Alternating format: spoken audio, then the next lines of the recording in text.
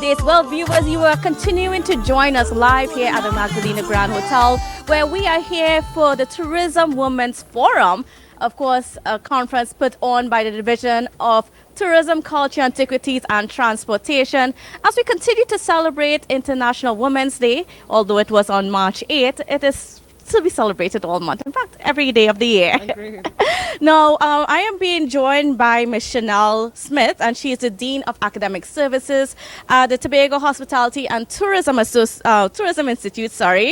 And so she's a researcher with the tertiary level educator for hospitality, tourism, event management, entrepreneurship, having designed and delivered courses in several higher education institutions throughout Trinidad and Tobago, and many, many other things. Too much to mention right now. Good morning and welcome to you, Ms. Smith. How are you? Good morning. Thank you for having me. I'm doing well. How are you? I am great. Now, when we talk about, pushing women more into the digital world and encouraging more equity where that's concerned, education comes to the forefront. And of course, it's just interesting that the Division of Tourism chose to host this forum on women in tourism, a tourism women's forum, and of course mixed in with that push towards the digital world and so on. Where do you see education, especially tourism education, fitting into all of this? Yeah, we know Tobago right now is at a really pivotal point where tourism development is concerned. And I feel as if we've had this notion running for a really long time where we think as tourism not necessarily being an academic discipline. But the reality is it very much is. There's a lot of theory-based input that goes within the tourism development. And at THCI, where I work, we really consider how academics play a very vital role in terms of contributing to the industry by large. I think within the last 2 years or so, we've gone through a really massive transformation. Yes. Especially where it relates to education taking a more digital role. And we've seen tremendous benefits where that is concerned. Now, what do we see as some of the most important things in the tourism industry where that we need to consider where technology and digitization is concerned? Oh, that's a really good question. And the reality is we are seeing tourism becoming a very digital or virtual industry. A few years ago, you would not have seen people buying virtual tours on Amazon. That is a thing now. You would not have seen robots functioning across hotels. That is a thing now. So within various aspects of the industry, we're seeing more and more that level of innovation, that level of digitization being embedded within different operational aspects of hospitality and tourism. So it's necessary that the training now changes to reflect and accommodate these different needs. Right. And then, what are some of the things that you think that we are missing and we are not grasping here in Tobago as tourism as a whole changes? As a researcher by profession, I really believe, both perspectives. I feel really strongly that data-driven decisions are what we need in terms of shaping any decision that comes forward. So I would really love to see Tobago adopt a more research-focused culture. And I attended a meeting recently where the Tobago Tourism Agency, the chairman there would have been giving a lot of discussions about this rollout of more digitization and data collection. And I was quite happy to see that that was the slant being taken. I feel having that premise where we know for sure what the needs of tourists are, what their experiences have been, what their preferences are, we can now really start thinking about tailoring a tourism product that really is responsive to meet these demands. And how can THTI fall into that space? What is the role that THAI can play in making sure that we, as we try to revive, in a sense, our tourism industry, as we try to push that forward, how can THTI position our people so that we are more data-driven, we are more research-driven, and that we embrace that technology?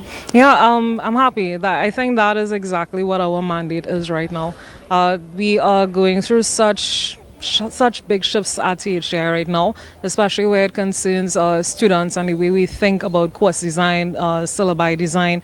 and we are thinking very heavily about filling these gaps, doing our research as well internally, trying to understand what the industry needs maybe, and thinking about how the curricula could really be reformatted, redesigned to make education an experience that is a lot more accessible, where students are getting the competencies that are relevant to the field, so that when they leave THCI, we want to instill in them a culture where education is really something that is lifelong, encouraging them to really seek further opportunities, encouraging them to work in sectors where they could apply the knowledge that they've learned. And digitization really is something that we are seeing makes such changes very possible and easily accommodated. Now, are we seeing our people being receptive to that sort of education, or even the idea of, oh, how important it is for data to be collected before decisions can be made? I think culturally we may not necessarily appreciate that it is something valuable. The people who may be very instrumental in terms of having these changes or making policy design, once there is a robust system where communication is concerned, I think that helps in terms of generating a culture that is more inclusive, more understanding, more appreciative of the realities of data. So in other words, we need to move beyond the idea that we just collect surveys and then we store this data on our computers and we go on to the next project. That implementation is something that we need to have at our core. You know, when we collect this information, what happens next? How do we disseminate that information to the wider public? What are the plans and initiatives coming forth from that data that's collected? And I feel very strongly that once people have an idea that there are positive changes being realized based on the research that is coming forward, it develops a greater appreciation and willingness to support such initiatives. Right. And then, is THGI focusing also on getting our women educated, especially where those things are concerned? Yes, we have a substantial female population at THCI, but apart from that, one of the initiatives we are thinking about doing very soon would really be carrying education to communities, particularly looking at rural communities in Tobago. And that initiative is going to focus on us going into these spaces, liaising with village council members, finding out, what women in these rural communities need. And we have seen with this pandemic, we have seen very clearly that people for the first time have had opportunities to go back to school because it's now offered online, and with these types of changes, you really start to appreciate just how much accessible education can really make a difference. So our focus is really looking at these rural communities, how we can get professional courses within these spaces and give people the opportunity, especially women, single mothers, probably mature women who've never had the opportunity for formal schooling, giving them, an opportunity to really capitalize on such. Certainly. And as we're getting ready to wrap up this conversation, now give me an idea of what is your focus, what is your message that you will be given to the women that are going to be here at this forum? Yeah, my presentation today, which I'm really excited to deliver, is going to talk about education, digital education specifically, and how that could be used to transform change within the tourism industry. There are lots of debates about whether or not people prefer, in-person instruction versus online instruction, and I'm hoping my presentation sheds some light so that we can all leave today having a better appreciation as to what benefits come forward from digital education and how we could leverage those things to boost tourism locally. And certainly before we go, you have to tell people how they can get connected with THGI and why they should enroll. Yeah, THCI has been a wonderful experience. I've been there since 2019. We are the only accredited hospitality and tourism institute. And apart from that, it's a wonderful environment, both from the standpoint of being a worker there as well as students. We provide opportunities for internships for our students. And I think now we are very close to rolling out our bachelor's programs, our BBA programs, which I foresee being something of tremendous benefit to the residents in Tobago. You can go and visit us on Facebook. We're also on Instagram. Reach out to our marketing team. They're always very much available and willing to connect, to provide information regarding our courses.